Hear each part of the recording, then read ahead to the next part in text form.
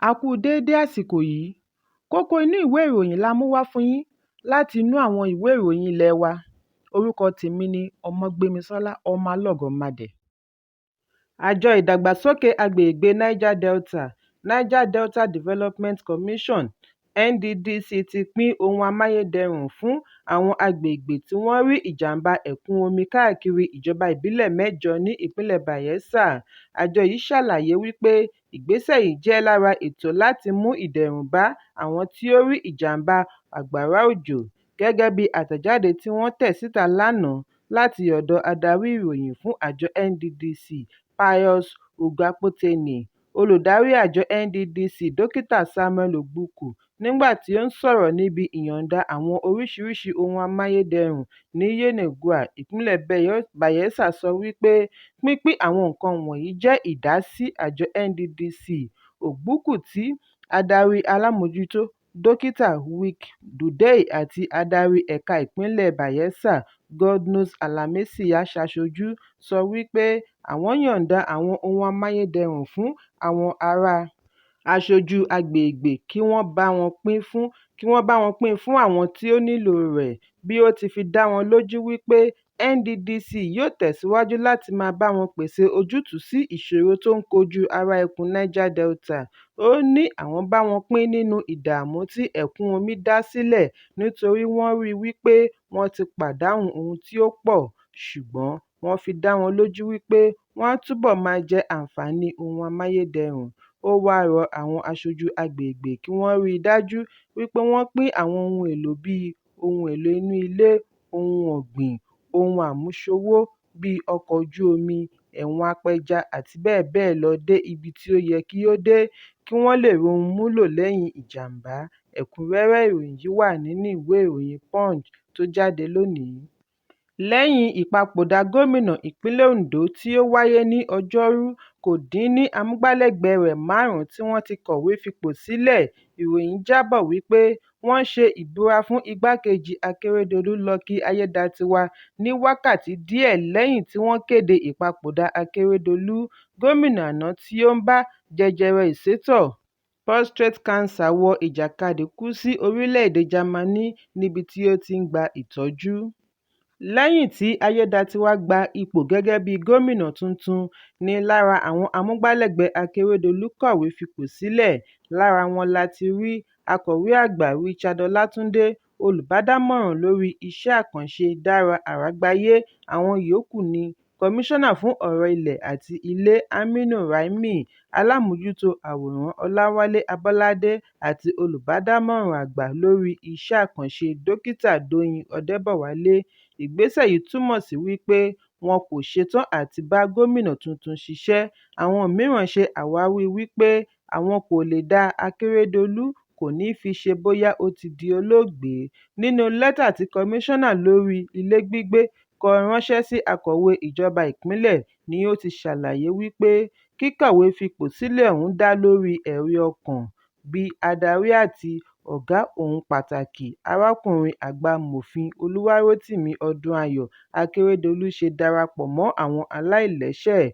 Ó wá dúpẹ́ lọ́wọ́ arákùnrin àti àwọn èèyàn dáadáa ìpínlẹ̀ Ondo fún àǹfààní láti sìn nínú ìṣèjọba Akérédolú. Ṣùgbọ́n ọ̀kan lára àwọn amúgbálẹ́gbẹ̀ẹ́ Ayédatiwa tí kò fẹ́ dárúkọ ara rẹ̀ sọ fún akọ̀ròyìn wípé àwọn amúgbálẹ́gbẹ̀ẹ́ Akérédolú kọ̀wé fipò sílẹ̀ látàrí ìbẹ̀rù wípé kí Ayédatiwa má bàa fi ayé ni wọ́n lára. Ó ní òun kò ní ìgbàgbọ́ wípé Ayédatiwa lè ráyè fún irúfẹ́ ìgbésẹ̀ bẹ́ẹ̀. Òun sì mọ̀ wípé àwọn mìíràn sì máa kọ̀wé fipò sílẹ̀. Ìwádìí jẹ́ kó di mímọ̀ wípé aáwọ̀ wà láàárín ìṣèjọba kí Akérédolú tó di olóògbé. Nígbà tí Akérédolú ṣì wà ní ilẹ̀ òkèèrè níbi tí ó ti ń gba ìtọ́jú tí Ayédatiwa ń ṣiṣẹ́ adelé gómìnà, wọ́n ní ọ̀kọ̀ọ̀kan nínú àwọn òṣìṣẹ́ kò fi ọwọ́ sowọ́pọ̀ pẹ̀lú rẹ̀. Nígbà tí ilé ìgbìmọ̀ gbé ìgbésẹ̀ láti yọ ọ́ nípò ni ó kọ̀wé fún ìdáríjì ẹ̀ṣẹ̀ sí Akérédolú bí ó ti jẹ́jẹ̀ẹ́ fún ìṣọ̀kan. Ṣùgbọ́n Ọdẹ́bọ̀wálé kọ̀ láti gba lẹ́tà ìtọrọ ìdáríjì ẹ̀ṣẹ̀ bí ó ti yarí wípé wọ́n gbọ́dọ̀ yọ igbákejì gómìnà nípò. Ní báyìí, ohun tí a gbọ́ ni wípé Ayédatiwa ti ń wá igbákejì gómìnà. Ẹ̀kúnrẹ́rẹ́ ìròyìn yìí wà nínú ìwé ìròyìn Punch tó jáde lónìí. Láì tí ìjẹkuru kó tán ńlẹ̀ ni àwọn kan tún gbọ́wọ́ rẹ̀ sáwo. Àwọn ará ìpínlẹ̀ Plateau kò tíì bọ́ nínú ràbàràbà ìkọlù tí ó wáyé ní àṣálẹ́ mọ́júmọ́ ọjọ́ Kérésì tó dẹ́mi ènìyàn tí kò dín ní 195 légbodò, tí àwọn tí ó lé ní ẹgbẹ̀rún 10 di aláìnílé lórí, tí wọn kò sì rí ẹnikẹ́ni mú nínú àwọn òṣìṣẹ́ láabi yìí. Àjọ Middle Belt Forum (MBF) sọ lánàá wípé àwọn apaniṣayọ̀ ti kọ̀wé ránṣẹ́ sí abúlé Pushit ní ìjọba ìbílẹ̀ Mangu wípé àwọn ń bọ̀ wá ṣe ìkọlù mìíràn. Igbákejì ààrẹ gbogboògbò MBF Stanley Kavram, nígbà tí ó ṣe àfihàn yìí níbi ìfọ̀rọ̀wánilẹ́nuwò lórí ẹ̀rọ amóhùnmáwòrán Arise, sọ wípé àwọn adàlúrú tún ti ń gbèrò láti ṣe ìkọlù mìíràn lónìí ọjọ́ Ẹtì, ọjọ́ 29 oṣù Kejìlá. Ó ní ẹni tí wọn kò mọ̀ ni ó jọ̀wọ́ lẹ́tà ìkọlù àtẹ̀yìnwá sí ìjọba ìbílẹ̀ Mangu. Kavram sọ èyí bí àjọ United Nations, ìgbìmọ̀ aṣojú-ṣòfin ti ẹkùn àríwá àti Minority Leader Kingsley Chindar ṣe ń béèrè fún ìwádìí tó lọ́ọ̀rìn lórí ìkọlù ọ̀sẹ̀ tí ó kọjá. Bákan náà ni ààrẹ ẹgbẹ́ ìjọ Pentecostal, Bíṣọ́ọ̀bù Francis Oke, ṣe ń rọ ààrẹ Bọ́lá Tinubu kí ó lo gbogbo agbára rẹ̀ láti ṣe ìdáàbòbò fún orílẹ̀-èdè, pàápàá jùlọ ìpínlẹ̀ Plateau. Ó ní kò sí àlàáfíà ní ìpínlẹ̀ yìí mọ́. Bákan náà, olùdásílẹ̀ Initiative for a Better and Brighter Nigeria (IBBN), Prophet Issa El-Buba, náà ké sí ààrẹ Tinubu kí ó figi gún ìsinmi rẹ̀ ní ìpínlẹ̀ Èkó padà wá yanjú ìṣòro ààbò. Ọ̀sẹ̀ tí ó kọjá ní abúlé bíi 25 rí ìdojúkọ ìkọlù àwọn agbébọn bí wọ́n ti ṣekú pa ènìyàn tí kò dín ní 195, ṣe ẹgbẹ̀rún 3 léṣe tí ẹgbẹ̀rún 10 sì di aláìnílé lórí bí wọ́n ṣe dáná sun ilé 1290. Kavram ní àwọn ológun mọ àwọn tí ó ṣe ìkọlù àti ibùdó wọn. Ó ní wọ́n sì ń ṣe ìkọlù sí àwọn agbègbè kan. Ó ní kò sí ìkọlù tí ó máa wáyé tí wọn kò ní kọ́kọ́ ṣe àgbékalẹ̀ lẹ́tà láti fi ṣe àfihàn ìgbésẹ̀ wọn. Kavram tẹ̀síwájú wípé àwọn ológun mọ̀ wípé ìkọlù máa wáyé ní Kérésì kù ọ̀la. Ìdí nìyí tí wọ́n fi ń gba ìpè pàjáwìrì tí ó lé 30 tí wọn kò rí nǹkan kan ṣe sí i. Ó ní lágbègbè Kristẹni ni wọ́n ti ṣe ìkọlù, bẹ́ẹ̀ làwọn ẹ̀ṣọ́ aláàbò mọ ibi kọ́lọ́fín àwọn agbébọn yìí láti bíi 20 ọdún sẹ́yìn. Àbí báwo ni ìkọlù ṣe máa gbà wọ́n tó wákàtí 12 sí 24 tí wọn kò ní rí ẹ̀ṣọ́ aláàbò kankan yọjú? Ẹ̀kúnrẹ́rẹ́ ìròyìn yìí wà nínú ìwé ìròyìn Vanguard tó jáde lónìí.